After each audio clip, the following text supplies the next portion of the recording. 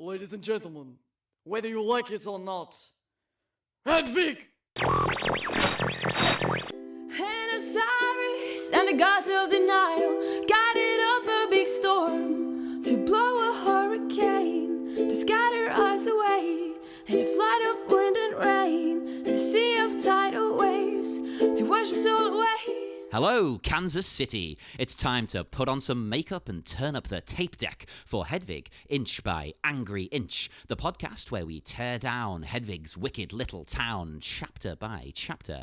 I am your host, Jonathan. John, call me whatever the hell you like. I don't know, whatever. I'm here. You know me by now. And I am joined by two very, very special guests. First up, I have filmmaker and podcaster Omar Najam. Hello. Hello.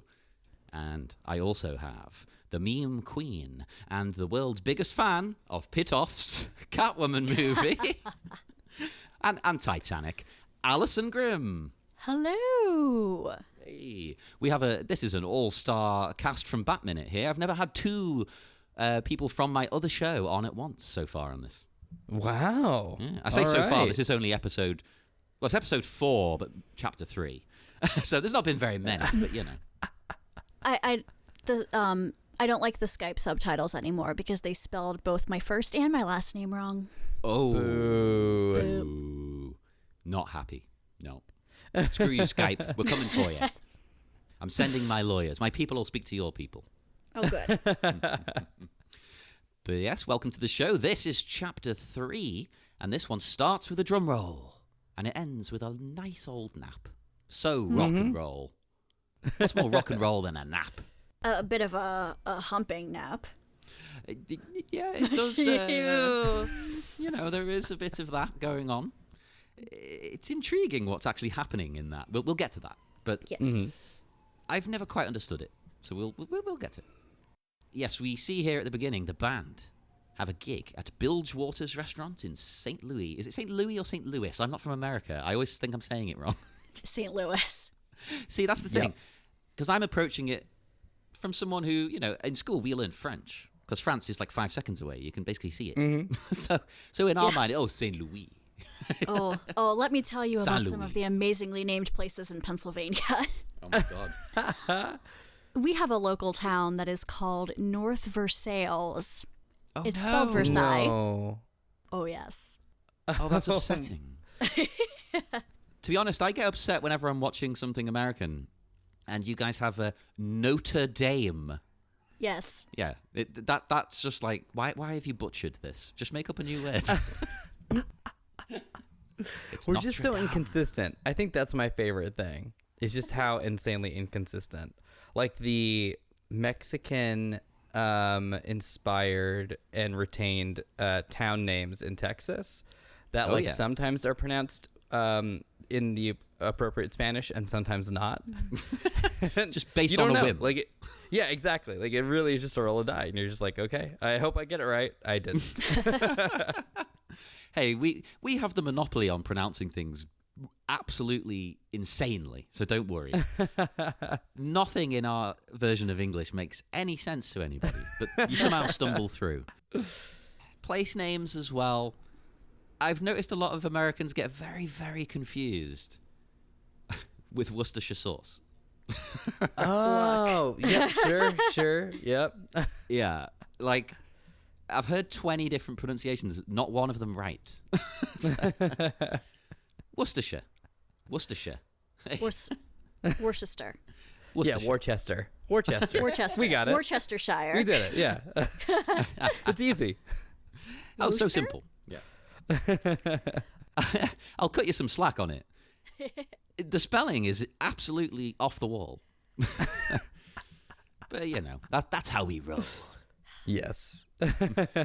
Speaking of place names, I looked up Bilgewater's, the restaurant, just out of curiosity. I assumed it was fictional, but I'm only getting results for something in League of Legends. Oh. There's a city named Bilgewater. It says Bilgewater is a haven for smugglers, marauders, and the unscrupulous, where fortunes are made and ambitions shattered in the blink of an eye. Oh, that suits Hedwig. It really does. I thought about that. Because all of the restaurants they're in have ships on the back, and I figured it was sort of like a almost like a pirate motif. Yeah, there's a few different things they've got going there. One of them is a really obscure one that I only found out recently, is because when this was on the stage, the place they originally did it housed the Titanic survivors. So that's a little nod to that. Like, oh, look, ship's sinking. And also it's meant to sort of represent Hedwig's kind of mental state and things. Yeah. Split in two and sinking. Yes, they are going down, which at this point you don't see. It starts to sow seeds already, though, I think. It comes in quite quickly. But it is a fictional restaurant. And over the years, the name of it and the whole concept of it has cracked me up more and more. Like, it's the kind of restaurant you'd see people going with their parents, their mum and dad, maybe their nephews, a nice family dinner. It's cheap. It's inoffensive. Do you not have those in Britain? Because you can't throw a stick here without finding a restaurant like that. We do have some. I mean, obviously, I don't really go to them because I don't ever see my family, thank God. Right. Or children. So it's not the kind of place I would go, but we do that's so have nice. them. I suppose, I'm trying to think of a mainstream equivalent of this kind of thing. I mean, we have, like, chain restaurants that are okay. Like, there's this Italian one called Bella Italia. That's like generic, inoffensive pasta. Kids can eat it because they're not really... Kids are fussy, but this is just, like, bland. So it's like, that's fine. We have... The great British cuisine, which we're famous for, of course. You know, we have on Sunday, there's a roast dinner. There's like roast beef and things. There's places families go for that because old people don't complain about weird foreign food. Oh my God. Why can't I have normal food? Yeah, that's what they say. God. And they see you, like, if you're drinking green tea, they're like, oh, I just like normal tea. It's like, there's nothing normal about your tea. Yeah. It's the same plant. It's the same plant, yeah. These people, they're crazy. And that's what they want to eat. They just want to eat boring, bland English food that they just pour salt all over and has no flavor, even with the salt. To sort of, I guess, spiral into madness along with Hedwig, there is a place in Los Angeles that does, like, a Sunday roast. Oh. And what's funny is that, it's a very well decorated and very nice spot that almost feels like you're a little bit in Disneyland. Because it's, like, sort of like older European, but it's also like a novelty in LA to have that. To have Sunday roast, which my parents are British. So for me, I'm just like, yeah, this is, like, you know, around the mill or whatever. Like, this is what they're like, oh yeah, we would just go do this. But it's so funny. So people in LA flock to it because they're like, oh, this is such a unique experience. The unique experience being like the run the mill cuisine. Yep, exactly. That's the foreign cuisine. They're like, oh my gosh, what is this unusual tea? It's like that's like, you know, like it's Lipton. Right, it's just Lipton tea. Like, wow, from what land? You know, the cheapest tea bags. That's risk, baby. Yes. Hey, we do the same thing. We have American restaurants, you know, and it's exactly what you expect. It's here's some ribs. Here's some fried chicken. It's Guy Fieri's face emblazoned on everything. I'd be there. I love. Who doesn't love Guy Fieri? Come on. Even ironically, unironically, whatever you think, it doesn't matter. You love him. It started off ironically for me, and now I genuinely adore him. Yes. He's a great guy. Like, he's like a very good person. There's a lot of passion in what he does. I appreciate that. Yeah. You know what? He is authentically himself. Yeah, yeah. And I think more of us could stand to live like Guy Fieri. Yes. He's an inspiration. I mean, he's clinging to that 2000s aesthetic really tightly. I remember, like, we had a conversation one time in film school where it was like, what would a normal human who can make movies be like? Like, not like a Tarantino or like an extreme sort of like, I need to express myself. I'm so crazy. All I talk about is movies. Or like, who would be like a normal guy? And you're right, exactly. Like, yeah, every 10 seconds. And then someone was like, well, it would be Kevin Smith. It's just Kevin Smith. He's just a guy from Jersey who made movies and then was like, I'm gonna have some kids. And then was like, I'll make some other movies, but like, you know, I love my daughters. So we were talking about that. And then like later down the road, someone was just like, who would be a chef that's just a normal guy and is unaffected by like the fame of being a famous chef? It's Guy Fieri. And when we realized that Guy Fieri was the food version of Kevin Smith, our lives changed forever. We need to bring them together for the next feature film. Oh my god. It's gonna happen. Can Kevin Smith please direct the Diners, Drive-Ins, and Dives movie? That's amazing. That's such a good idea. I thought you were just going to say direct the next season of the show. Just like actually. No, like a movie, a feature film about it. Oh, that would be beautiful. I love like this. it's like an episode, but like there's an arc. Like he goes on some sort of journey. Yes. Into himself. Screw this show. Let's go contact the studio and get this made right now.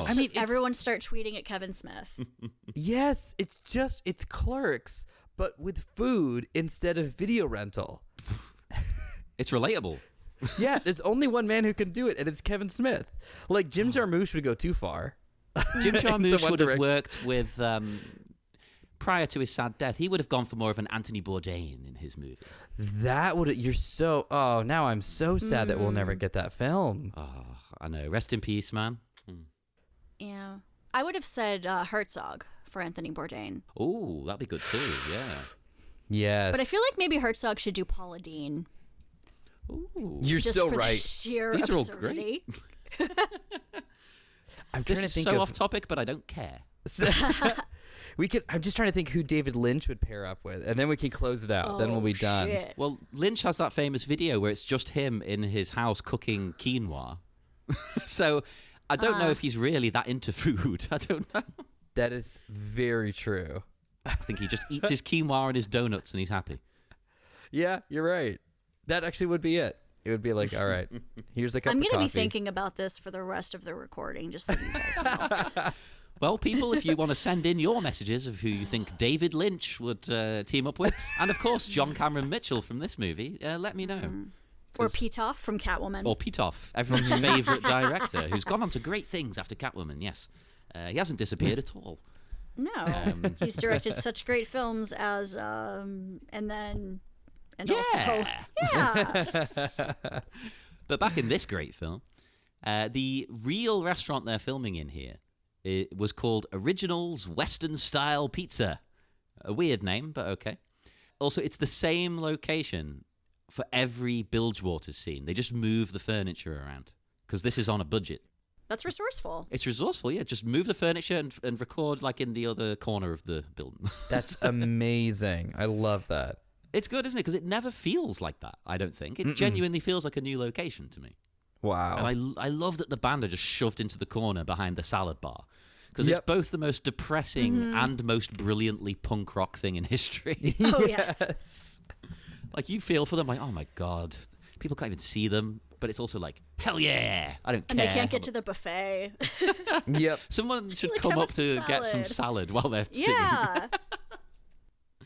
I mean, I hate it when I'm seeing a band in like a dive bar, and it's one of those where there's the stage, and then for some reason the bathroom is like the door is next to the stage.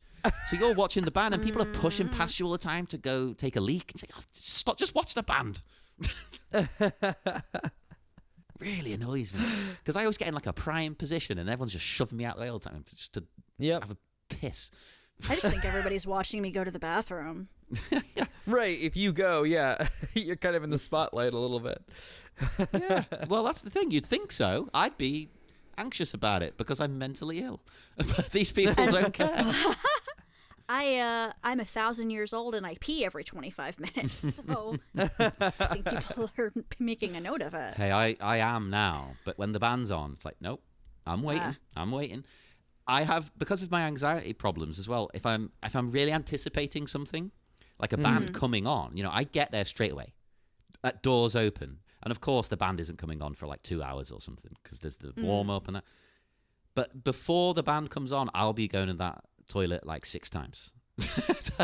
I'll be like, every half a pint of beer, I'm like, right, I'm going to the toilet again. It's the anxiety, it's the anticipation. I should have said that more like Frankenfurter. Anticipation. The most erotic way to pronounce that word. It's very sensual. As sensual as a pencil. No, it's... I'm just going to stop quoting Rocky Horror now. I'm not even the biggest fan of it. It's fine. It's good.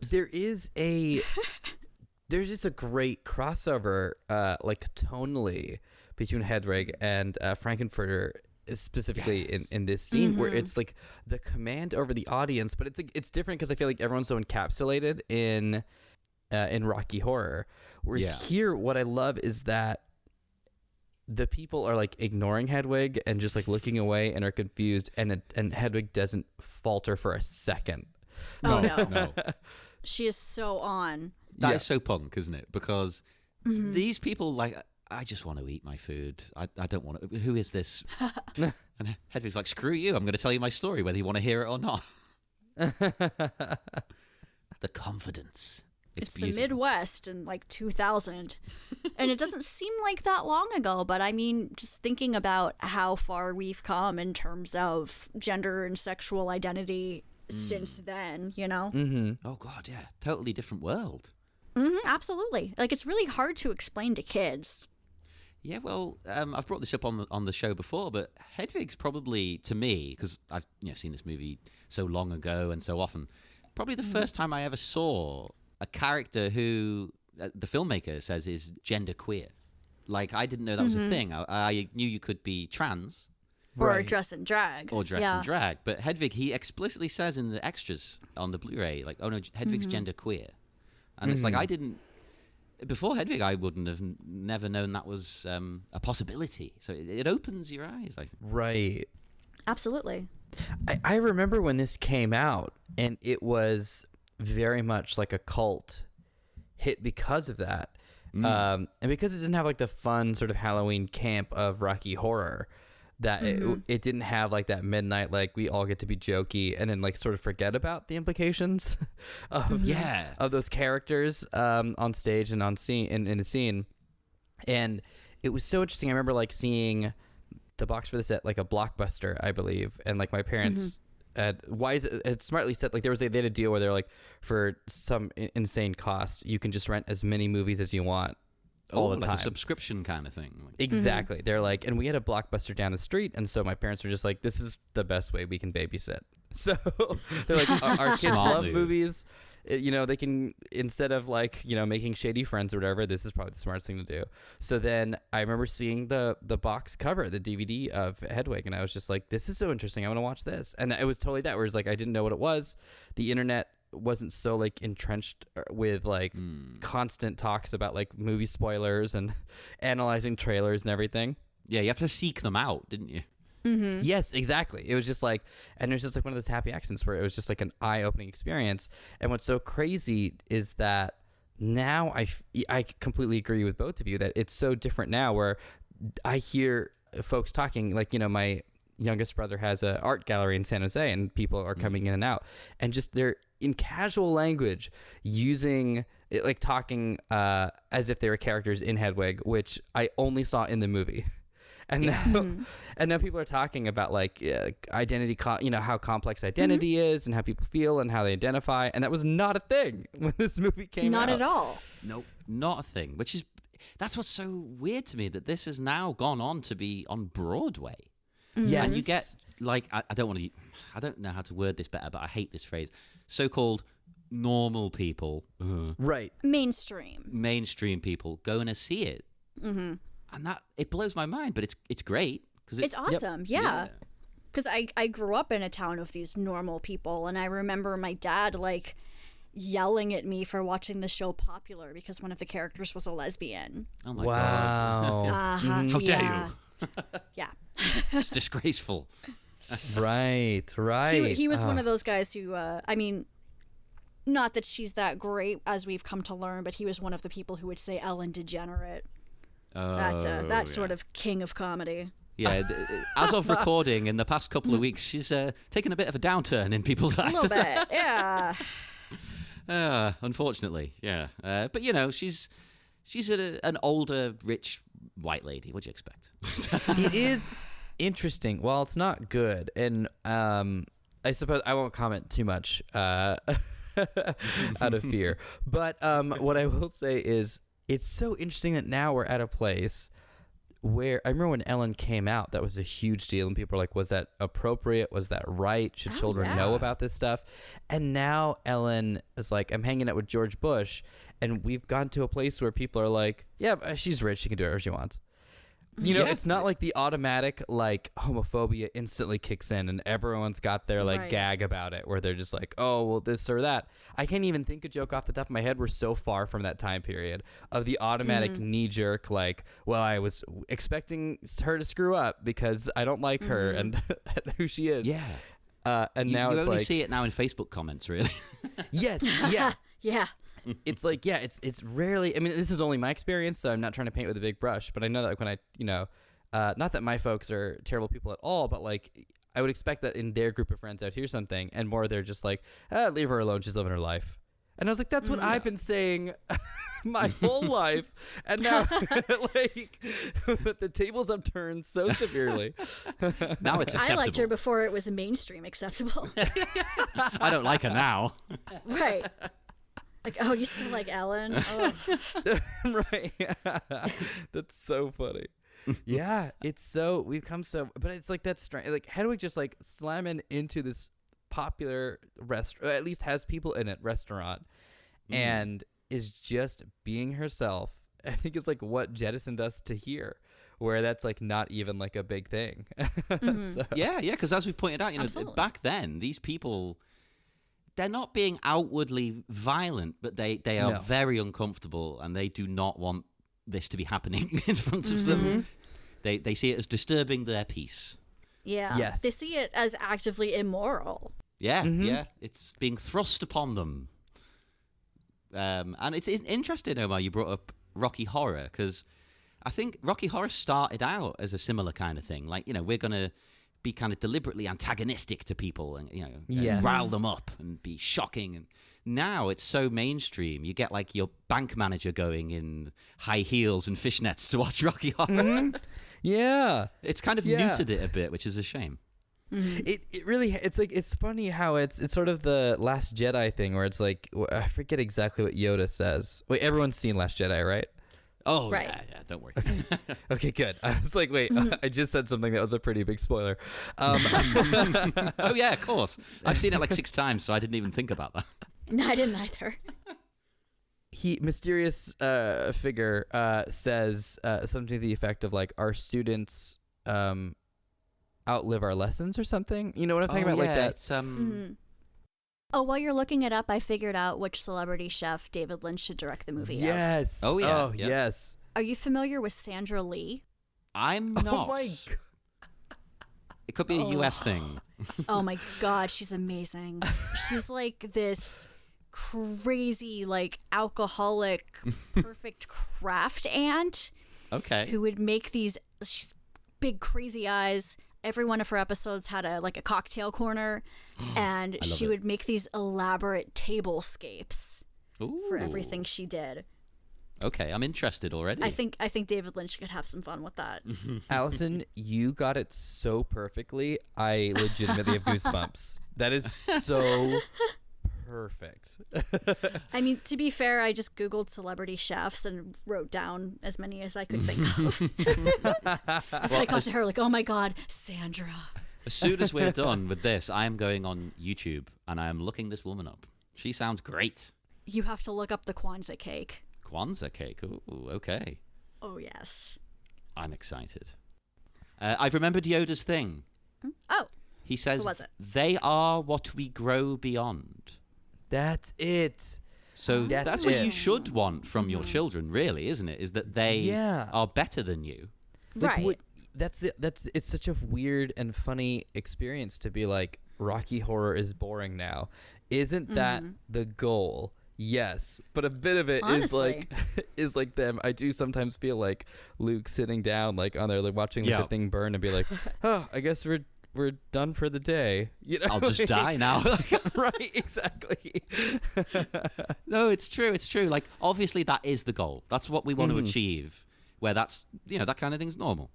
But it is sad when you think, we have lost a bit of the punk edge. Yeah. That raw, sort of almost violence against violence element is Yes. missing, and it is a shame. But there's other ways you can get that now, I suppose. There's other avenues that are being taking up the mantle. Exactly.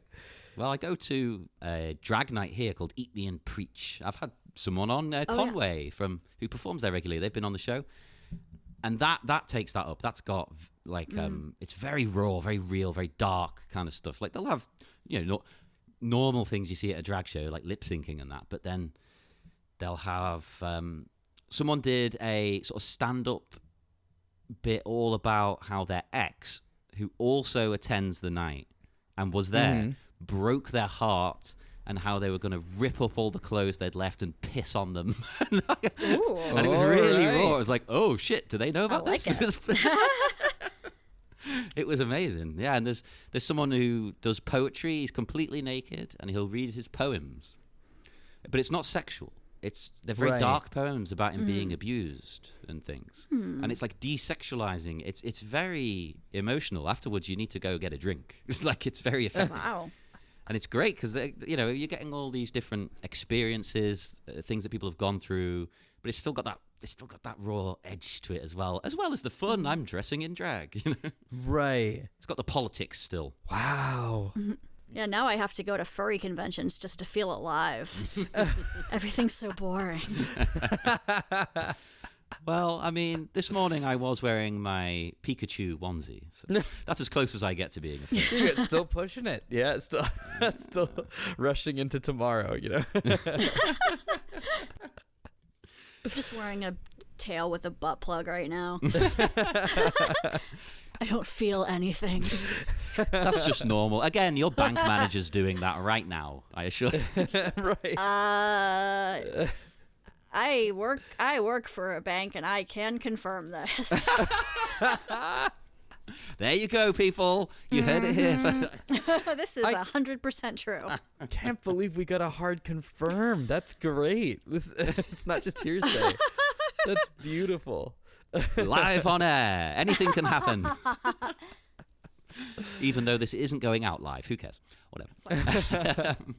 I wanted to comment on how amazing Hedwig's Midwestern accent is when she's making the joke about the woman in her fur coat.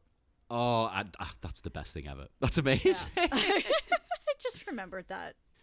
Because, first Hedwig introduces the band, which they describe as the ambassadors of Eastern Bloc rock, the Angry Inch. Great phrase. Has any band ever used that, Eastern Bloc rock? Because I had a look online and couldn't find it, but it's genius. Anyone from that part of the world should be using that in their description. And also, something else I found out. It could just be me being stupid. Hedwig introduces Yitzhak and says, "And my man, Friday through Thursday, Yitzhak." Mm-hmm. And I didn't know that is actually a phrase because I'm stupid. So I didn't know. I looked into it, and Man Friday... Like, Yeah, you call someone your Man Friday, or right? like Girl Friday, right? Isn't Yeah, that a thing? it means a kind of manservant. So this is like a play on words. So I am enjoying this now on a whole new level I'd never even thought about. Wow. Because they're saying, like, this is my partner, right. but also this is my fucking slave. 'Cause Right. they're trying to control Yitzhak and everything they do. Mm-hmm. So it's giving you a little peek at their relationship, which in the chapters running up to this, you've got lots and lots of strange little things where you're seeing that Hedwig is very manipulative towards them. And this is yet another little thing. Yeah, my Man Friday through Thursday. I only looked it up because I thought, that's a really weird way of phrasing it. Yeah. And Hedwig also says, so very lucky to be here. Yeah. Which, as you discover by the end of the movie, Yitzhak is extraordinarily talented. They're a great singer. And if you watch the extras, and we've brought up on the show before, they are a drag queen. That's what they want to be. Mm-hmm. And they're not allowed to be, because in the deleted scene, Hedwig basically says, you can come with me to America, but you have to look the way I want you to look. You can never wear a wig on that head again. Wow. And they're like, okay. Yeah. And they throw the wig away. Which it's horrible. That's so messed up. But then it gives us a great bit at the end of the film when they become their true selves again. Hey, but we'll get there as well in months and months and months. Hedwig's manipulative to the whole band, to be honest, because then they say, look out, guys, immigration, which is hilarious but so harsh. Yeah, and Hedwig has all their passports. Yeah, which you find out later. That's crazy. Mm-hmm.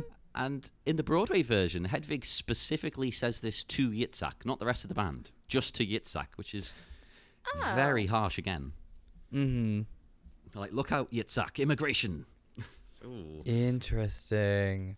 Wow. Yeah, because in this scene, Yitzhak's looking quite uncomfortable, I think.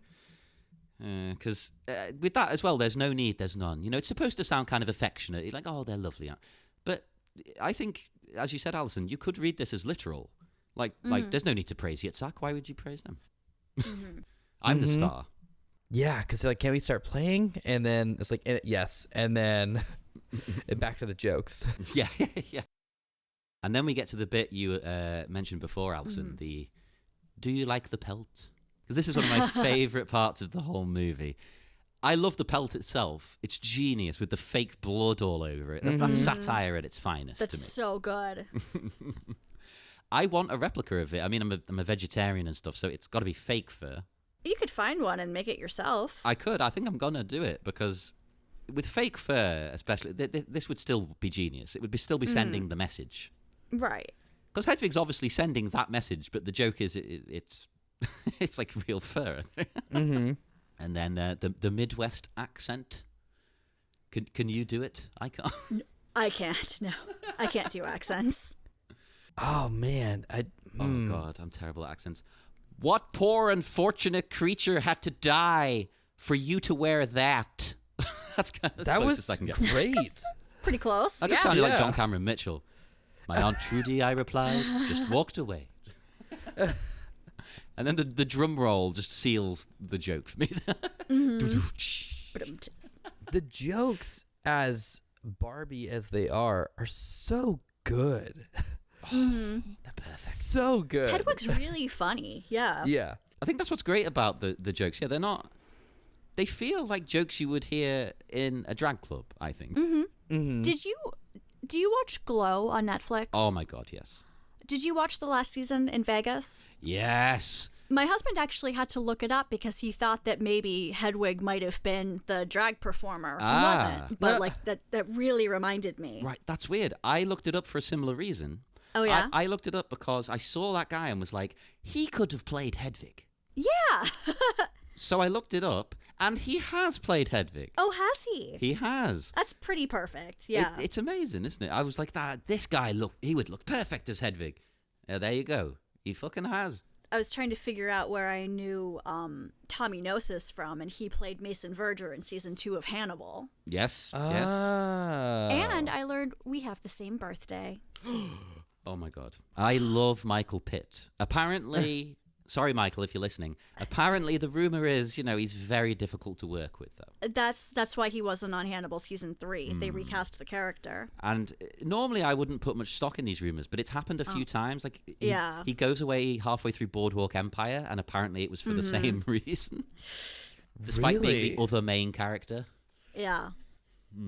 But there's nothing but good things people have said about him in this. But he's young and pretty here. He is like a little cheesy twink, isn't he? Oh my God, yeah. I don't remember if I had a crush on this character the first time I watched this movie, but I probably did. He's got that Leo vibe, hasn't he? Yeah, I had really shitty taste. I could see him being Jack in Titanic, I think. Although on Batminute I recorded, just before recording this, I did just say to everybody, I actually think Jack should have been grittier. I would have liked a grittier character. He's meant to be a street urchin. Ooh. Don't say that to me. Gritty? Jack literally should have been gritty. Oh, actually Gritty, the mascot. Yeah. Yes. That's so... Oh, no. Oh, God. We have so many good ideas. Not enough time to execute all of them. Hey, we can help you. Don't worry. We're here. My favorite Titanic fan theory is that Jack is actually trans. or is what? not like, but like is and it's or not necessarily trans, but like a woman in drag, and it's about Rose having her like lesbian awakening. Oh, okay, like a butch. Yeah. Okay, I've never watched it with that lens on. I might have to now. I'm going to be completely honest. Any single time, I should say every single time, a story has like a queer bend in it, I am substantially more interested and invested. I am too. Yeah. And Honestly. like I know that High School Musical doesn't like on the page perhaps like have that, but there is something, I think it's the song Status Quo, where it starts to be like, you could be whatever you want, like don't let society like dictate your identity. And I think totally for a queer that movie. reason I'm like super into it, and I'm like, I know it's a straight couple, like I'm pretty sure it is, but I'm real into this movie. Like, it does feel a little bit like we're going against everything. This is us, and it's not like, you know, people don't want to see us together for whatever reason. So if I will now forever, and probably honestly tonight, I'm gonna revisit Titanic and watch it through that lens, and Yes. I might have like a come to Jesus moment. That would have been such a fascinating thing to be front and center in the movie, though. They could have got away with that. That would have been great. Oh, absolutely. It's James Cameron. He can do whatever he wants. Yes, He's an Oscar for sound design. James Cameron literally does do whatever the hell he wants, whether we want 5 million more Avatar movies or not. We're getting them. so true. I don't even hate the first Avatar, but I don't want a second one, let alone a third and a fourth and a fifth. I've never seen Avatar. It's fine. I'm okay with that. I've made my peace. It's all right. It's too long. It's got quite a nice environmental message, but like you've seen this movie 5 million times before. I've seen Ferngully. It's like that. Yeah. Yeah. It's the same kind of thing. It's Dances with Wolves, all these kind of things just mixed together. It's okay. Now, Hedwig here says, you know, a lot of people have only just heard of it, and points to a projection of Probe, like a kind of gossip magazine in this world. And we see that Hedwig is the gay transsexual lover of rock star Tommy Gnosis, and claims to be the genius behind his songs. Now, that is a very, very aggressive way of describing Hedwig. That's nasty, that. Have you never seen an American tabloid before? Oh, my God. Well, to be honest, we have similar things with I'm gonna say our yeah. newspaper, The Sun, the The worst Sun is publication on the terrible. planet. Yeah. Well, in Liverpool, where I live, you can't buy The Sun. Oh, Oh, really? great. Yeah, it's banned, like, from everywhere.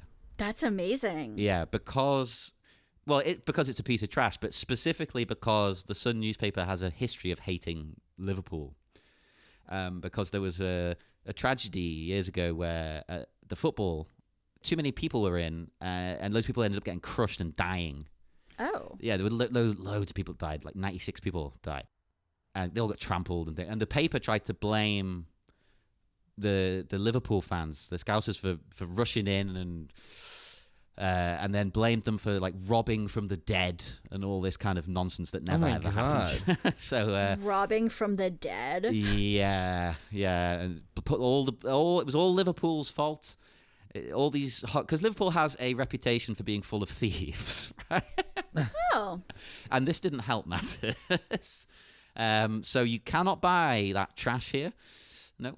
There's plenty of other trash papers you can buy, but not that one. You can buy the Telegraph, the newspaper of the Conservative Party, basically. I don't care about being overt with my politics on this show, unlike that minute. Yeah, wait a minute. Like, what conservative people are listening to a podcast about this movie? Exactly. And if you are, either rethink your love of the movie or rethink your politics. Rethink your life. Rethink your Right. life. You got some stuff to figure out, and that's great. That's great. Figure it out. Start that journey. Yeah. Like, It's never too late to start that journey and come around. You know? exactly. We're here for you. Open arms. Come to the light.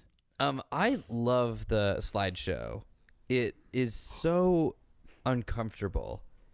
And the performance is just stellar, where it's just like slide and you're just like, oh sure, yeah, tracking it, and then it's like the last one Hedwig takes like maybe a second too long or half a second to get back into like host mode. Yeah, and you can see it's affecting them. Yes, it's so jarring, and I love it. So I legitimately think that's some of the best acting I've ever seen. Like, it's just the moment of like, where did Hedwig go? You know, like in in their mind, like what just happened, and then like back They to left their body totally. Yes, it's just so there, and it's so actualized. I really like it. That's why I wish we got more John Cameron Mitchell acting. Come on, man. But yeah, I wish we had more of John acting, because obviously he was a big theatre actor. Then he sort of stopped doing that to do Hedwig on the stage. And then that became a thing. And then the movie. And then he just sort of pops up every now and then when he can be bothered. Which, I mean, you know, he's earned his stripes. Fair enough. But, oh man, we miss you. We need you. The most recent thing I saw him in, I'm trying to think. He was in, did you see that HBO show, Vinyl? Oh, no. He was in that, really? He's in an episode of that playing Andy Warhol.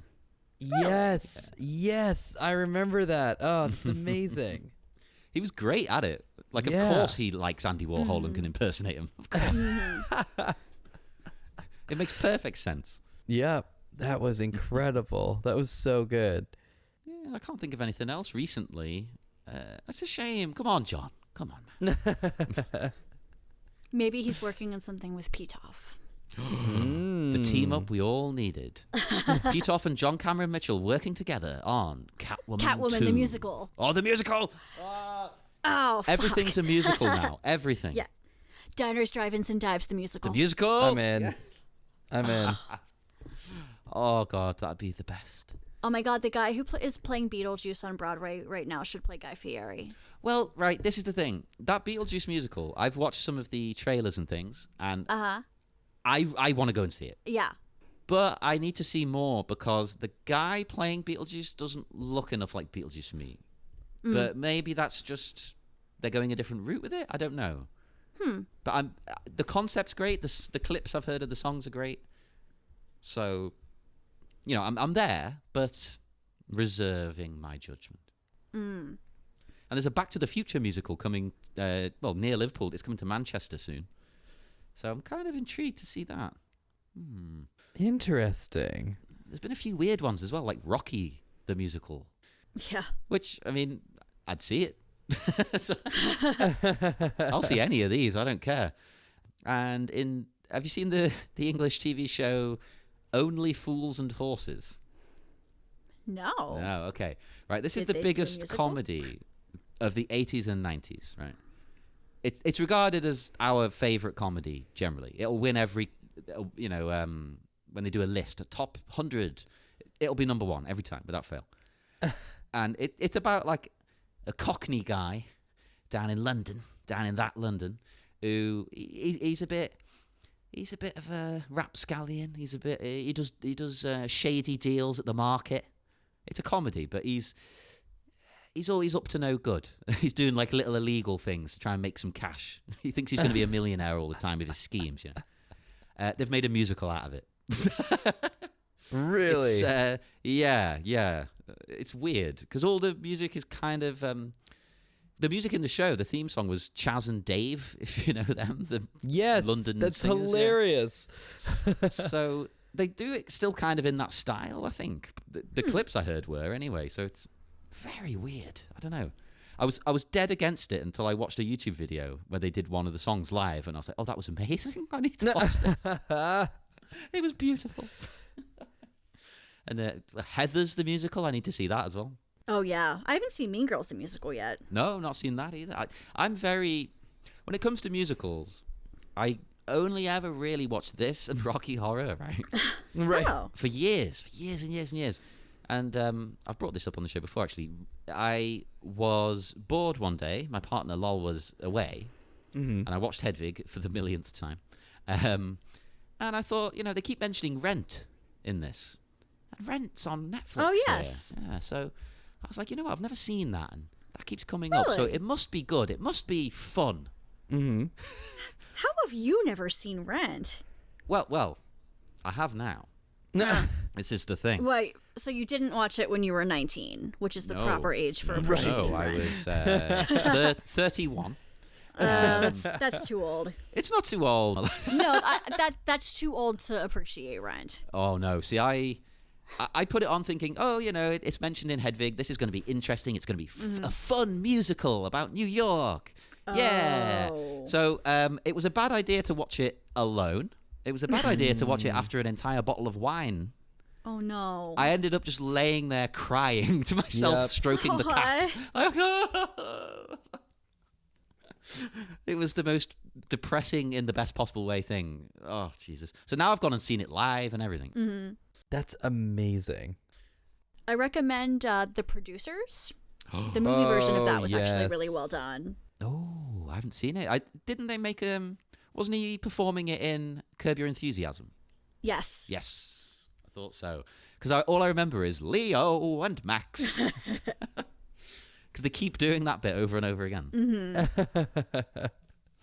Oh, I'll have to see that, definitely. There are so many musicals going on these days. It's so great. It's just it's like we have so many great original musicals, but I feel like it's this weird underground, like, no one's saying like we have so many going on at any time, but like and I know that like I live in Los Angeles, so it's a little bit of it, like, but no, that's not true. When I go home, like I'm talking to like friends and they're like, oh yeah, I think Mean Girls is coming to San Francisco. And they're like, I think I watched Legally Blonde last year just as like a Christmas gift, and I was like, this is great. What's Theater happening? is thriving apparently, and I'm very happy. But like, yeah. we're not like freaking out about it. So like the bubble's not going to burst. It's just here. It just exists. It's so. Where did this good. come from all of a sudden though? Like I'm happy because it helped me get into it, but like what? Why? Like, there's whole musicals out there I've never even heard of. Yeah, Right. That's amazing to me. Right. I think it was the plan of some very mastermind, insidious, like Lex Luthor theater kids who were just like, if we do it silently, no one will know. Those devious theatre kids are always up to mischief. Yeah. We knew we couldn't trust them. No, thank you. Thank you for spreading your wonderful work to the world. Thank you, evil theater kids. You make this world a better place. Ironically, I'll take the evil theatre kids any day. Evil theater kids. there are evil theater kids. Oh, I'm sure there are. I'm sure. Now, I love as well some more classic lines in this section. There's loads of great things going on. Because we get, how did some slip of a girly boy from communist East Berlin become the internationally ignored song stylist barely standing before you? So good. Double whammy of great things. Internationally ignored and barely standing. Barely standing. What writing? It's beautiful. And it's like, it makes you realise that their life has been a tragedy. The way they said they're barely here. Like, it sounds like they really have scraped and clawed their way to what little they have. Mm-hmm. They've made it themselves. Mm-hmm. Like, nobody's ever really handed them anything. And when they have, it tends to be with like an ulterior motive or something. Even Hedwig's own mother, when we had Mimi I'm First on as a guest, she was saying, like, they got the impression maybe Hedwig's mum was kind of just trying to get rid of them with this whole marriage. Like, oh yeah, I can get rid of them finally. Yeah, I can see that. Yeah, so you feel kind of sorry for them, but then it's also funny, which is they're the best kind of jokes. And it's also interesting, like, going through this movie, you have to, you know, I'm rooting for Hedwig. I want her to succeed, but she's also not a very good person in everything she does. No. But we contain multitudes. That's the thing. I'm not excusing it, but can you understand it? Oh, absolutely. I can. They've been fucked over by everyone in their life, except for Yitzhak. But now they're kind of projecting their anger onto him, I think. Mm-hmm. It's a shame. Poor Yitzhak. Yeah. Poor Yeah. Yitzhak. Just not fair. No, it's not. It's like you don't want to berate Hedwig for the way they act, because you're like, I get where you're coming Like, from. I get it. Yeah. I wish you weren't doing this, but I understand. Yeah. It's a shame. And also a shame here, it turns out Tommy is performing just next door. Right, literally there. Literally, at a huge stadium gig. It's like they open up the door and they can hear Tommy's performance. That's amazing. That has to hurt. Oh yeah. They're in this damn little restaurant. Not even like a pub or a bar that has bands. A restaurant. Like an Applebee's. Yeah. And he's over there in this arena, basically. Oh, that's got to smart. And Hence the lawsuit. yeah. Understandable again. And Tommy being in the big arena and stuff, like that is on the stage version. They do that. They'll Hedwig will go and open one of the stage doors, and they'll play music sort of softly so it sounds like it's outside, and they'll shout out of the stage door, which is genius. I don't know if it's as as good on Broadway when they do that, because I imagine that probably just sort of leads backstage. But in the original small off-Broadway theatres they'd do it in, I think it would be the door outside. That's so good. That's cool. I Imagine like that. just walking by the theater. I've seen someone doing that actually when I was in the Edinburgh. I was at the Edinburgh Fringe Festival recently, seeing some comedy acts and that. And there was this one, I can't remember her name. She was fantastic, and she ended up throughout the set. It was a comedy song. She ended up basically naked, and she crawled out of the small theatre outside, screaming into the microphone, and didn't come back round the other stage door for about 3 or 4 minutes. So she was outside just going, ah! Like nude in the streets. Nudes in the streets. That's my other favorite musical. Oh yeah, nude in the streets. But if you're nude in the streets, what are you doing in the sheets?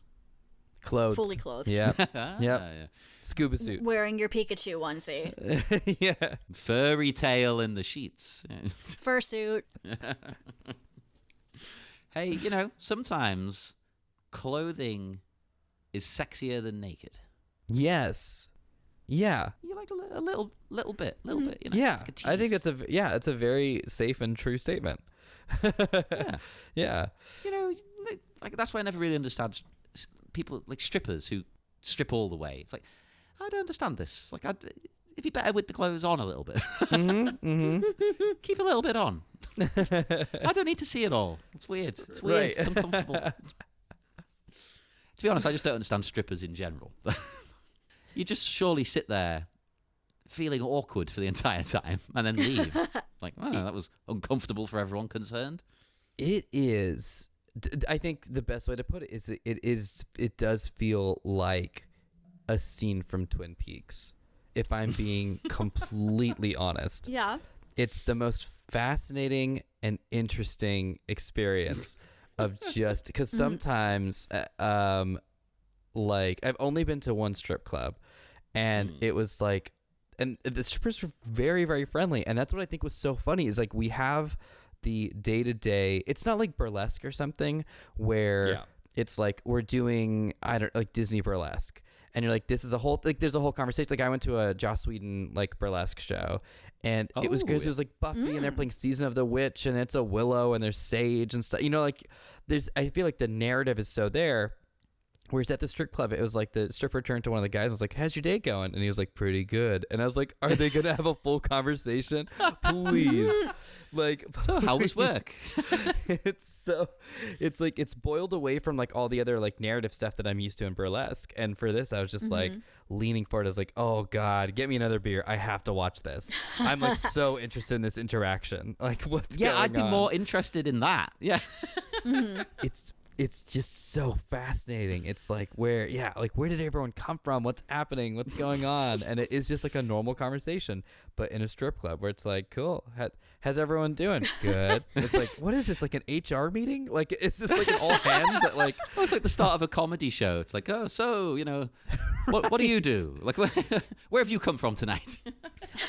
I think that like in burlesque, or at least the shows that I've been to, like burlesque and drag, I feel like there is a conversation between audience and like performers, and there is like sort of callbacks and stuff, and like you can get sort of riled up because there's like a safe understanding of the etiquette, whereas in the strip club there isn't that, or at least the one I went to. So it is a thing where like everyone's just like quiet and being like, That'd be me, sitting just there. sat there, like, Right, exactly. Trying to And hide your boner. Right, that's it. And I was just like, this would be a lot better if like everyone just like cheered every time the performer did something, but that's not right. That's not it. And I was like, this is the weirdest hang on, that's a good point, post-Victorian. Yeah, it's so. I guess you throw money. Yeah, I've actually never been to a strip club. that's oh god, that's freaking me out. Yeah, because I've been to burlesque Yeah. shows and drag shows, and you cheer all the time. Exactly. yeah. It's active. It's a thing. It's a, like, but this is more of like going to like watching a tennis match, and it's like, should I cheer? Like, please don't. Observe the proper etiquette of the strip club. Exactly. It's so. Yeah. Like It's a Foucault classy would- establishment. Exactly. Everyone's like, I'm a well-behaved person, and I was like, we all can agree that we're just chilling, right? Like, no, okay, great, another Corona. Like, so awkward. it's fascinating. That's the only way I can put it. Is it's so fascinating. And Alyson, when you go, please let me know. I would love to I hear your will. thoughts. I would love to go to one. I don't know how I never have. I couldn't. I don't know. I couldn't. It'd be weird. It is. I It's get so enough. weird. My husband's friends insisted on taking him to one for a bachelor party, and I think that was the first time he'd ever gone to. And I really wanted to go with them, but they wouldn't let me. Oh, I was pissed. Oh. that's annoying. That's gendered. That's nonsense. I agree. I would have had way more fun. If I have any kind of party, it's going to be a joint one. Both. I was going to say both of our sets of friends. They're the same friends. So, yeah. We've been together 13 years. They're the same friends. Yeah. But back in Hedwig, we cut to a hotel room, and Hedwig's manager is on the phone. Hedwig's manager Phyllis Stein kind of just points out, Amazing. I wrote that down. what a name! Jesus, that's perfect writing. But the person on the other end of the phone clearly mishears the band name as Angry Itch. Which I feel like Yes. most people might, yeah. Yeah, I've said the name of this movie to people, and they think I'm saying Angry Itch. I'm like, no, Inch. I'm like, Inch? What does that mean? I'm like, Watch the movie and you'll let me see. sit you down for a minute. Let me explain. There's a few things you're going to have to wrap your head around first. But I love it as well. It's genius. Somebody needs to use that as a band name if they're not going to get sued. I don't know. Angry Itch. Yes. Yeah, as the knockoff. Hell yeah. I suppose it could be a covers band. I just love how the hotel room is photographed for the rest of this scene, because you get the sense that it is very cramped, but it is so rock and roll. It's like that balance of like, oh, this is kind of sad, but also this is the dream. It's Question mark? so punk rock. Yeah. It's like, this is not glamorous, but if it was, then we would lose every like single iota of underdoggedness that they have. While hanging and out. I think they add to that by the fact that there's even a fucking baby. Yep. Yeah. Yep. They're playing spin the bottle, and then it cuts to a baby. Yeah, spin the bottle with the baby's bottle as well. Yeah. Yeah. That's genius. It's like, well, we're still going to be rock and roll, but we have responsibilities. Yes. We are adults after all, with a baby. It's relatable to my life Yes. now. I'm in my 30s. Somebody has a baby for some reason. Yeah. You go to someone's house. They're like, oh, I'm having a house party. You're like, cool, yeah. You get like dressed up. You get your beers. You go around. It's like, there's babies here too. What's going on? Yes. Why are these Like children piss. walking around? Go away. Luckily, they tend to go to sleep by about 9 o'clock or something. So you're like, cool. We're clear now till 4 a.m. Right. But I like to go to sleep at like 9. That's my problem too. I just is- don't want- yeah. Yeah. I I just don't want kids around in general, anywhere. See, my natural body rhythms are sleep at 4 a.m, get up at 10:30. Uh, That's not bad. I go to bed at like 9:30, and if you let me, like this morning, I woke up at like 10 after 11. Depression. Oh no, I feel you on the depression, but unfortunately, mine manifests in not sleeping. Yeah. I mean, all the coffee probably doesn't help, but Wow. Sure, yeah. so then I just have lots of booze to counteract that. But it turns out that's not a good idea. Fuck it, whatever. Fuck it all. Who cares? Rock and roll. Rock and roll. Spin the milk bottle, baby. Sleep 7 people and a baby to a hotel room. Well, a lot of my friends who are musicians, when I show them this or watch this with them or something, they do say, yeah, this is pretty accurate. This is what it's like. Amazing. Wow. And I like the way Hedwig gets the bed. The rest of them have to sleep on the floor, you see. Yes. I do feel like maybe Comic-Con is similar when people just pile in. Oh, it and is. So, right? Yep. Yeah. Yep. Anime conventions, yeah. I've Right. never been been to one. There is a Comic-Con in Liverpool, and I feel like as a host of a Batman podcast, I have to go to it, but I also hate human beings, so... Sure. I've not been it's yet. a big deterrent. Yeah. It is. So I wouldn't even have to stay over anywhere, though. I mean, I'm going to Manchester in 2 weeks for a drag show, Heels of Hell. Nice. But it's just going to be me and Lol in the hotel room. Like, no, yeah, we're just getting our See, own that's room. nice. Yeah, Yeah. we're not having other people. You've done it right. Oh, no. You have room to move. That's good. yeah. I can't remember the last time I slept with other people in the room. I don't know, like 10 years ago? It's a weird thing. It makes me very uncomfortable. I can't do it. Especially because I have a lot of... I have asthma and stuff, so breathing problems, so I might snore, and I get very, I don't want to do that to someone. Right. Because if I don't have my inhalers, I don't take them, and then I probably will snore. It's just a whole thing, yeah. It's a whole thing. You don't be that dickhead who can't, if people can't sleep because of them, ugh. Right. It's a nightmare. What if one of these people was snoring? Jesus. It would really cut the mood. It would. It would. It's a little bit less rock and roll. Yeah.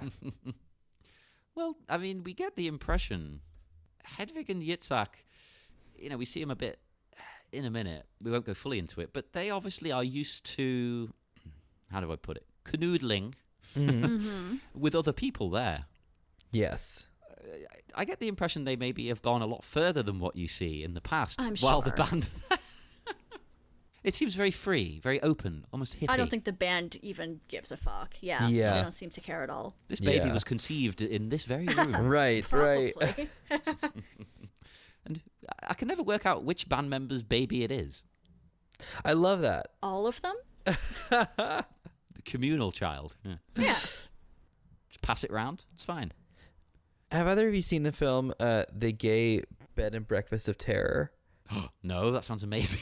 It's I have. okay. You know, I forgot about it. it's like very like they shot it in like a weekend or something. It like that's Oh how my it God, looks, yeah. right?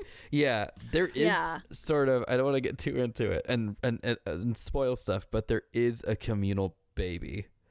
That's like a I totally twist. forgot about the existence of that movie. So you say they shot it in a weekend, and with a name like that, that's exactly what I want from that movie. It's It needs to be perfect. cheap and nasty. Yes, it is perfect. You will have no complaints. Yeah. I think I might have to try and download it because I can't imagine it's going to be on Netflix or Amazon Prime. You know what? I have a computer in front of me. Give me a second. It might just be on Netflix. Oh my God. What It the might hell? just. Let me see what I can do. Let me see. I mean, if not, I'm sure you can find the Criterion edition. yes. Oh, yes, Yeah, of course. yes. Yeah, there's now the streaming service. I'm sure it would be on there, You can now get the Criterion edition of Hedwig. And if you go Yes. to my Patreon, which I haven't actually launched the bonus content for yet, you can jump in at the ground floor and get the Criterion edition, but I'll send it to you and I'll sign it and put little freebies in.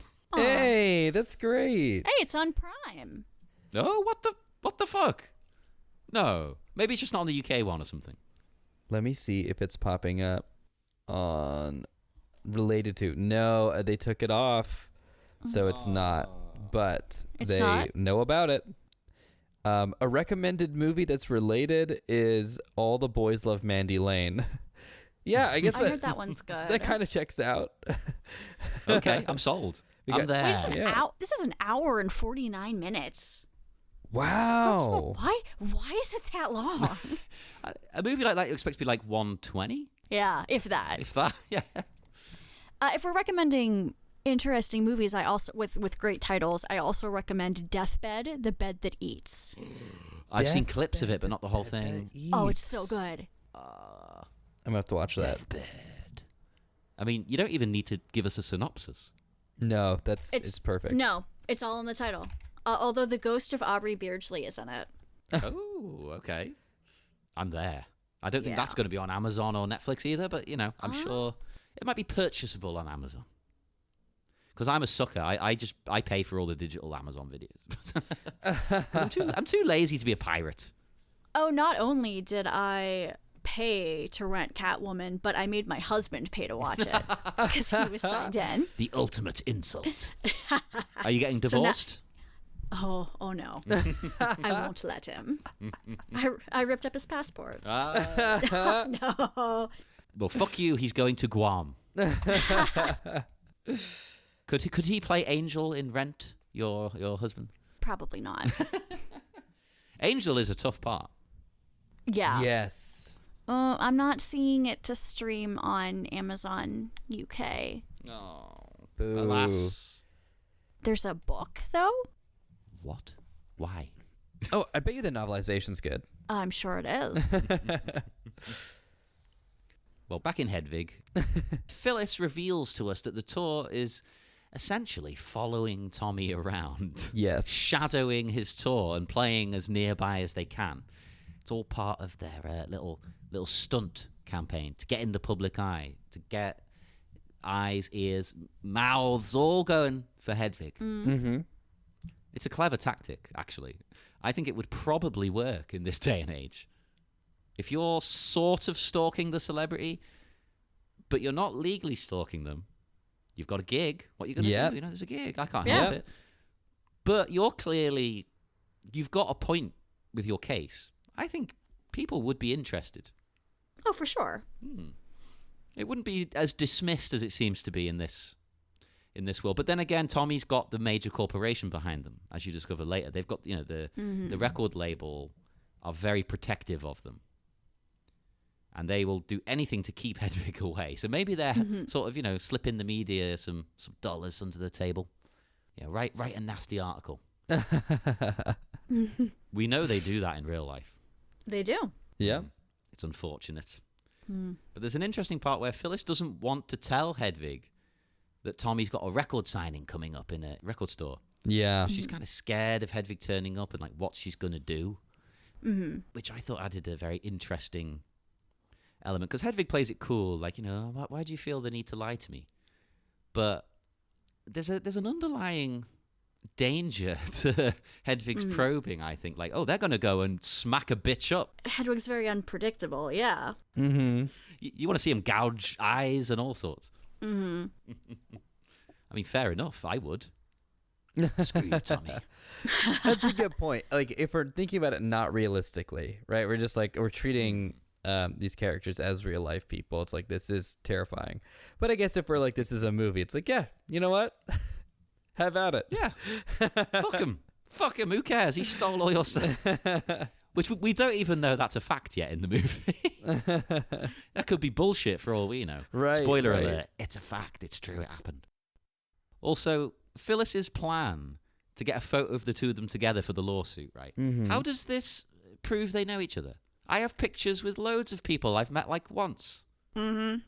Why does... I suppose maybe it's our day and age where everybody takes pictures every 5 seconds. I don't know. Yeah. But just getting a photo of the two of them together doesn't prove much. And it's the same thing Moby tried recently, where he was saying, oh, yeah, I had a relationship with Natalie Portman. Look, here's a photo. And she's like, no, we didn't. Yep, that was a weird shirtless photo you sent to me. Yeah. You were just like this old guy hanging around being creepy. Oh, I felt... Obviously, I was on her side, but I felt bad for Moby. Like, oh, this guy obviously thought something was happening here. That's the saying. Like, how deluded was he? Right. It must have been a very weird experience for him. I'm not... This is not being apologizing to Moby at all, but it must have been a very shocking experience to be like, oh, God, I was an asshole. Hopefully he came to terms with it. But like, yeah, to be like, I think I'm not a great person. It's a very shocking revelation to come to. Like, I think I made someone uncomfortable for decades. Yeah, not like a one-off situation that you apologize for and you get over it. No, Right. no, a long time. I can't trust my brain. That's a very big realization to come to. And I hope he did, because the alternative is not. And it's like, oh no, that's so much worse. It's so much worse. He seems like the kind of person that might be okay with accepting that about himself. And like, he's all about self-improvement, isn't he? Like, oh, well, I'll work on it. But I don't know. It could all be a front. It could be a liar. Yeah. Don't sue me, Moby. Plus, we know Moby. We have pictures with Moby, so.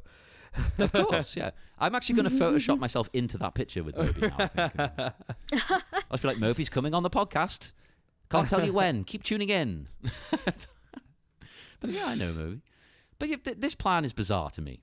Yes, and surely the photo, if it's going to be like a really rushed, like, Hedwig, run up, I'll take the picture, it's going to look like a rushed, panicked photo with some guy who doesn't know what's going on. Yes. Phyllis, you're not the best. Sorry, love. No, it's not the best plan in the world, but we'll see if it works. Yeah, maybe they won't even get to that stage of the plan. We will see. Yeah, exactly. Yeah, we'll see what the road has ahead of us. But then right after this, it's like, I mean, Phyllis, despite that plan, has pretty good command over the band, because she just like claps her hands and she's like, sleep. And they do. They get ready for bed. She's a hypnotist. Yeah. It's very impressive. Sleep. Which makes me wonder about Phyllis's life, like outside of the band stuff. Like maybe it's her baby. She seems like she'd be a really good mom. Oh, I'd never considered that. I assumed it was one of the band members. Yeah, could be Phyllis. I could picture her being like a single mother. So she's got the baby with her on tour. Maybe she, in a few years when the baby's older, she's going to the PTA meetings. I could see her being the angry, argumentative one at the PTA. Oh, yeah. She always gets what she wants. Oh, my God. That's a new revelation. Could be Phyllis's child. And she seems like someone who would have had a child a little bit later in life. Yeah. Career first. Well, right. She's already established herself as a manager. She knows how to control people and get things done, so she'd be great with kids. Holy shit. Interesting. Mind blown. Well, they do all head to bed, though, as you say, and Hedwig has one of those womb sound things. But, like makes, I don't know what you call it, sleep sounds, white noise. Yeah, the sleep machine, yeah. White noise machine, yeah. Yeah, there's all kinds of different settings on it when you look. Yeah, there's a white noise one, womb, London cab. I'm curious about that. They're not very relaxing, I'll be honest. Delta Dawn. Sorry, I don't know what that is. Delta Dawn. And there's something photo shoot. I can't quite read the first word. It's cut off, but photo shoot? I don't know. But then I'm not someone who likes white noise either, so I don't really get it. Right. I might like whale sound, maybe. But this thing, I think this is setting up something at the end of the movie. And I'm going to talk about it now. I don't care. Spoilers! Okay. Nice. Because Hedwig, they're described by John Cameron Mitchell as they're gestating. Right? They're still not their true final form. This isn't even my final form. They are yet to re-emerge. Hedwig is yet to be reborn, which does happen in the finale. Like, this is them still in the womb, still gestating. So I think it's meant to be a symbol for that. Like, because they are growing. They are becoming a new person. And at the end, they are literally reborn. They walk out naked into the world, a new person. Down an alley, which can sort of be like symbolizing a birth canal, like into the road. Yeah. Exactly. Naked as a baby. So this is Hedwig in the womb, and this is them every night, still growing, as we all should. Indeed. Never stop growing, everybody. Never stop growing, and don't stop believing. Can't believe I just referenced that. Jesus fucking Christ. Fucking hell. That song's been ruined over the years. I was at a conference for administrative professionals, which, as you may imagine, is full of women Yep. who like to get white girl wasted. I knew you were going to say Regardless. it. I knew it. Yep. Yep. Oh, yeah. I was in the bathroom and the band started playing Don't Stop Believin', and the entire bathroom full of women just erupted into song. Oh my god. No. It's like when you're like at a drag show or a gay bar or something, and your hairs on the back of your neck start standing up, and you're like, oh no. Oh, yes. Oh no, It a was the- bachelorette party's coming. I can sense them. They're on the way. No. It was the whitest moment of my entire life, and I come from a Protestant family in southwestern Pennsylvania. Oh my God. These women are exactly the same over here. Don't worry. Yeah? Okay. Yeah. It's so stereotypical. Yeah. I work with them, and I hate them. So I don't like most of them either. I'm so much better at the job than most of them are. yeah, but they're personable. Oh, they get on with everyone because they just chat shit. I get on with everyone because I make fun of them. I like that and strategy. I don't pitch them a pyramid scheme. But you can have these slimming wraps for only $24.99. Hey, hon, want to try my side hustle? Emoji, emoji, emoji. It's always from someone you haven't heard of since like high school, and you hated at the time anyway. And then you're like, oh, that's about right. Yeah. That makes sense. And you just think to yourself, why the fuck would I give you money? No. Oh, no. Oh. Support my small business. Yeah, they always put that in their profile, don't they? Businesswoman. Business owner. You fucking don't. Asshole. Oh, we sound nasty. But I love it. Hatred, let it I hate fall. them so much. Bask in it. That's the Hedwig way. The Hedwig way. We can't help it. It's rubbing off on us. Hedwig's attitude to Yitzhak. Oh, God, what's my hair doing? I can feel it. No. Oh, but Hedwig gets into bed with the aforementioned there, Yitzhak. Mm-hmm. They snuggle up. And something untoward begins to happen under the covers. I don't think Yitzhak is into it. This moment made me kind of uncomfortable. Yeah, right. I have never, ever 100% been able to figure out what exactly they are doing here. Mm-hmm. Is Hedwig sort of rubbing on Yitzhak? Are they That's what I getting thought. Yitzhak off and they're not into it? Like, It's like Hedwig's kind of like humping. yeah, like kind of Yeah. there's a bit of thrusting and humping and rubbing. Yeah. But then their arm seems to be going like around Yitzhak. Maybe they're doing both at once. I don't Maybe know. both. Maybe both. But either way, yeah, Yitzhak, they're not feeling it anymore, are they? If there was passion, it's gone. Mm-hmm. Yeah, now their relationship just mostly seems to be about control and Hedwig's power over Yitzhak. It's a shame. And you kind of wish Yitzhak could say no, but I don't think they feel they can. Yeah. That's really horrible. Well, no, because of the passport situation. Yeah, and the whole way they're controlled, it's like it's proper like mind manipulation as well. A little bit. It's like you Yeah. need me. Yeah. It is very uncomfortable. And then you stay in the moment for a while, and then it just sort of fades out. That's kind of worse. Yeah, In a way, yeah. like, It's oh. not like a hard cut or anything. It's just kind of like you're left with that, I guess, like cinematic convention of like this is going for a while, you know? Well, I mean, this might not be a quickie. I don't know. Yeah.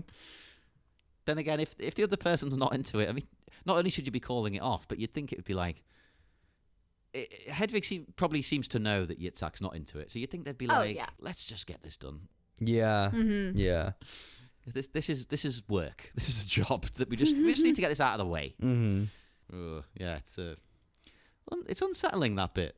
It's sad, but I mean, it's also it's sad for all parties, I think, as well, because nobody's happy really here, are they? No, nothing's going well for anyone. Yeah, you're right. Everyone's kind of making these unfortunate compromises left and right. Yeah. Nobody's pursuing their dreams, getting what they want, being with who they want, or any of the above. Right. Except maybe whoever has that baby. I don't know. Yeah, I guess true. Yeah. That one can go either way, I guess. yeah. Maybe they didn't want the baby, but they kept it anyway. I don't know. Right. Some people do that. You don't have to keep it, you know. It's fine. Nobody will judge you. Well, I mean, some people will, but fuck it. Who cares? The worst thing to do is to bring a baby into the world that you don't want, and you treat it like shit. Yep. Mm-hmm. That's awful. Great. That's much worse. Yeah. Oh, Agreed. that's a downer, though. Yeah. Let's just end on the downer. Well, I have one little bit before we wrap up. I have a segment I do each chapter called Nostalgie, which is the German word for East nostalgia. Nostalgia for East Germany.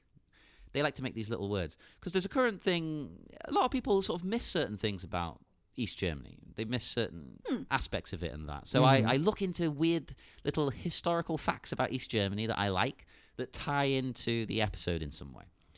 So today I looked at East German rock. Okay. Now East Bloc rock, if you will. Eastern Bloc rock. Hell yeah. But specifically East Germany. And rock bands in East Germany were expected to sing in German only. They weren't allowed to do English songs. Got it. Which, to be honest, it seems kind of logical when you think about the party leaders, what they're trying to achieve and things like that. It makes sense. I'm not saying I approve of it, but you get where they're coming from. Like, we need to promote this new country, this new German culture. Okay. But you can imagine it was quite unpopular among young people. And another problem for authorities was they used to have to check the song texts very carefully. They were tasked with going through all the lyrics for any anti-state tendencies. And there was a band, Renft, for example, who fell foul of this, which eventually led to the band being banned and completely disbanded. Like, the government were like, "No, you're not allowed to play together anymore. Fuck off." Wow. Yeah, that's pretty crazy. But then you get complete contrasts. Like, you get Nina Hagen, if you've ever heard her. I absolutely love her. She published her first hit. Oh my God, my German. Du hast den Farbfilm vergessen in 1974 in East Germany. And her music's pretty weird. She's a very strange person. But she did that. She then emigrated. But that came out in East Germany, so she was allowed to get away with some weirdness, at least, some quirky stuff. But they were influenced as well by a lot of stuff from the West, because TV and radio were coming in. Right. From the Klassenfeind, which is enemy of the working class. But you could receive it in most of the East, to be honest. There was only one or two little bits around Dresden, I think, which people called that the Valley of the Clueless, because you couldn't get Western radio there. Really? Yeah, wow. That's harsh. It's not their fault. But the Western influence led to a formation of like underground groups with like a Western sound. So there were bands like Die Skeptiker and Feeling B. So if anyone's interested in checking out that kind of stuff, I've listed a couple there for you. And as everyone knows, before we go, I do also recommend music. So I might as well just do that now. I was going to do it after one other thing, but fuck it, let's do it now. All right. It's my show. I do what I want. So my recommendations, I'm the host. I get 2. Screw you. So my music recommendations, I have one Eastern Bloc rock song and one East German DDR song. Oh, God. Okay. I know. I did a lot of research onto this shit, I'm good. So my first recommendation is Verski I Koreshki, which is Tops and Roots in English, by Grazdanskaya Obronia. Tops and bottoms, go ahead. Tops and bottoms, Right? yes. That famous. To be honest, it could very well be about that, and they're slipping it under the radar. Nice. Tops and bottoms, because although that's from the Eastern Bloc, at the time, Russia had a weird thing, specifically Russia, with gay rights. Like, they were one of the first countries in the world to legalize being gay and things, and then they went back on it because they wanted to promote the church because everyone was dying in the war. So they're like, well, this will shut them up. if they've got this church thing, that'll be fine. And obviously the church don't. So they had to change it for them. And now it seems to have just devolved from there. I don't know what the fuck's going on. How can you go from being that progressive to what's there now, you know? So it could be tops and bottoms. And then I also had Die Skeptiker, the band I mentioned before. They have a song, Dada in Berlin, which is another great one. And I'm going to put both of them on the playlist that I have on Spotify and YouTube for the listeners. So do you two have songs to recommend to people? It can tie into the episode, or it can just be anything you're listening to if you can't think of anything linked. I don't know. Alyson, do you want to go first? So I always like to recommend my absolute favorite band. It is a progressive rock band called The Deer Hunter, and that's DEAR. They're not the same as the band Deer Hunter. They're totally different. So this one, I specifically would recommend the song A Night on the Town. It's from their album Act 4, Rebirth and Reprise. So they did a series of concept albums about this boy's life set in sort of an alternate history world around World War I. Like Act 3 is about him fighting in World War I. Love it already. Oh my God, they're amazing. The last two albums, Acts 4 and 5, were recorded with a full orchestra. Ooh. So I would actually recommend starting with Act 4. It's also kind of like the pinnacle of their career. Like and if you go back and listen, like there's so many reprises. Like they're a band that really rewards devout listening. Oh, okay. Is there one song in particular you want to choose, or just in general? I would A Night on the Town. Oh, okay. Yeah. That's the song. Yep. I'll put that on the playlist then, and I'll listen to that myself for the first time after this. I haven't heard it. It's also my favorite genre of music, which is 9 minutes long. Nice. See, that can be hit and miss with me, coming from a punk rock background where everything's short. But then my favourite band are Public Image Limited, and my favourite album is Metal Box, and the opening track on that's 12 minutes long. So there you go. Yeah. Oh, it's the best. Anytime I see an album and it's like the track's like 14 minutes long, like fuck yes. Well, Omar, have you got a song you'd like to recommend to everybody? Yes, I've been recently incredibly obsessed with the Highwaymen, which is a group of country singers, including Brandi Carlile, who have done a project that's very similar to the Highwaymen. Which is like Willie Nelson and all them back in the day, Johnny Cash and everyone. And their song, The Highwaymen, is incredible. It's haunting. And it's not just the music itself, which is brilliantly written and produced and mixed, but the lyrics are very chilling in a way that I didn't expect. And it was playing on the radio while I was driving into work one day, and I had to stop and give myself like maybe a minute or two to be like, okay. Oh, I love that when it affects you. Yes. The Highwaymen is what they're called? That was the original group back in the day. So this is the Highwaymen. The Highwaymen, okay. And like high, like they're high. Yes, like a highway. Ah, brilliant. I didn't even catch that the first time you said it. Oh, that's really good. The Highwaymen. And I believe there's no spaces. Yes. And the song is the same title as the band, and it's so just sit, prepare, don't give yourself a second, because it's a lot, and not in a way where you're like, I'm so screwed up, that was really sad, like a 90s like here's all these sad things. It's just they do a very good job of being like here's a greater sense of like life in the world and everything. So yeah, that's my recommendation. Oh, hell yeah. I'm getting new music all the time on this show. This is fantastic. I thought people were just going to pick obvious crap that I'd heard a million times. I would like to recommend the song Don't Stop Believing. God damn it. I'd like to recommend Sweet Transvestite. Yeah, okay, we've all fucking heard that. Okay. Now the next guest I have on's going to pick that, aren't they? And then I'm going to have to delete this out of the episode. Yeah, you're going to feel so bad. Good job. Oh, I love that song. I do actually. But, Yeah. Does anyone have any final notes before we do head off? I mean, my only other one is when they're in the hotel room, Hedwig looks very natural, the makeup. And I think they look very pretty. Looks very different. It's a different look for them. I agree.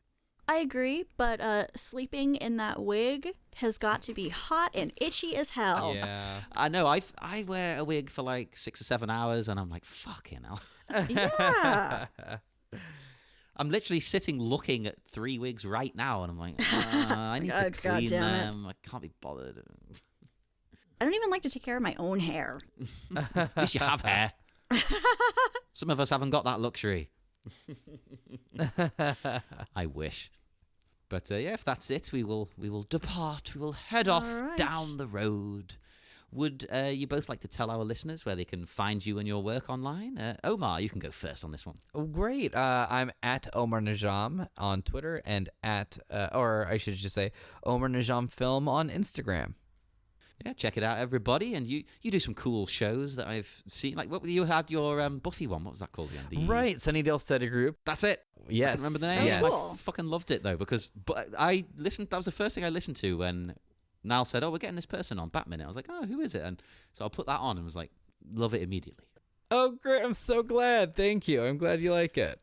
Well, I already loved Buffy, and then I loved your approach to it. So it's like, oh, perfect. Thank you. It's hard to go wrong with Buffy. Indeed. Fuck yeah. I Oh, agree. actually, have you read the new Buffy comics? I have. I like them a lot. Oh, I haven't read them yet. I like them a lot, but it's jarring, if that makes sense, because it's like, oh, that's not Drusilla. The only way my brain can justify it is it's a parallel universe. In the same way Yeah. that the Orville, I'm constantly going like, is this Next Generation? No, it's not. It's not. Sorry, this is not Star Trek canon, but it gets so close sometimes that I'm like, I just have to build a wall. This parallel universe. Well, and I think as well, comic books get away with it. People, they reboot shit all the time. I just got yesterday issue 1 of X-Men. It's like, how many fucking issue 1s? This has just come out. It's brand new this Time week. travel back to the 60s, yeah. Yeah, apparently. So there you go. It's like, oh, okay, they just reboot. That's fine. Comics Right. get away with it. You can do whatever you want in comics. There's 100 million Iron Man stories that contradict each other and nobody complains. Right. Yeah, very true. So I'm really enjoying it, but it's also kind of weird for me as a Buffy fan. I'm like, oh, is that Xander's a vampire? Right, yeah. It is. What the fuck's happening? It is a little bit of there has to be a spoonful of dissonant sugar. Yeah. I'm really liking the art, though. I think it really looks like Sarah Michelle Gellar, but without being photorealistic. I completely agree. So check that out as well, everybody. The podcast and the comic. Which Omar has not done the comic, but still. Yeah, they're not paying any of us to say this. We just like them. Just love them. And Alyson, what have you got to plug this time? Nothing in particular. This is the first podcast I've done in a while. I guess Since listen to Catwoman. I was gonna say, yeah, listen to the Catwoman episode of the Batminute podcast Hell yeah. and watch the movie Catwoman.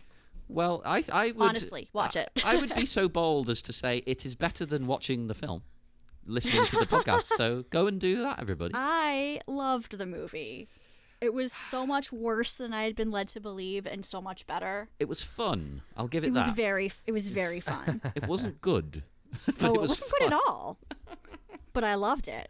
Yeah, exactly the same. And I loved talking about it. So Yes. if you want to hear absolute insanity talking about Catwoman for fucking hell, what was it, 2 hours? We talked about it for over 2 hours. It was longer than the movie. Longer than the movie.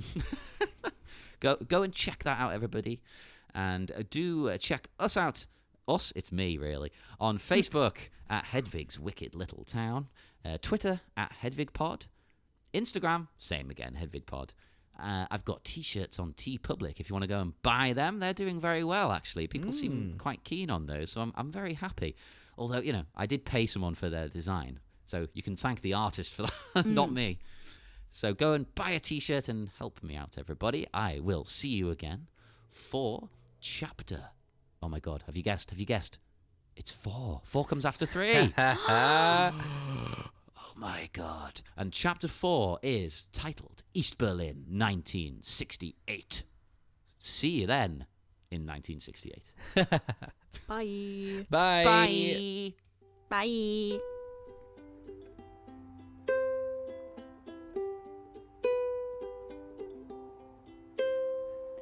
When the earth was still flat and the clouds made of fire, and mountains stretched up to the sky, sometimes higher.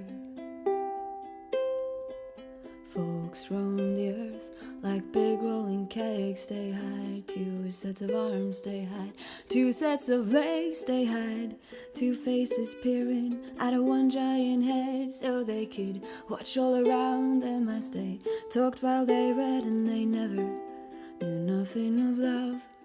It was before the original love. The original love. Now there was 3 sexes and one that looked like 2 men glued up back to back. They called the children of the sun, and similar in shape and girth was the children of the earth. They looked like 2 girls rolled up in one. And then the children of the moon was like a fork shoved down a spoon. They was part sun, part earth, part daughter, part son. The original love. The original love. But the gods grew quite scared of our strength and defiance, and Thor said, I'm gonna kill them all with my hammer, like I killed the giants. But Zeus said, no, you better let me use my lightning like scissors, like I cut the legs of the whales, dinosaurs into lizards. And then he grabbed up some boats, he let out a laugh, said I cut them right down the middle, gonna cut them right up in half. And then storm clouds scattered above like great balls of fire.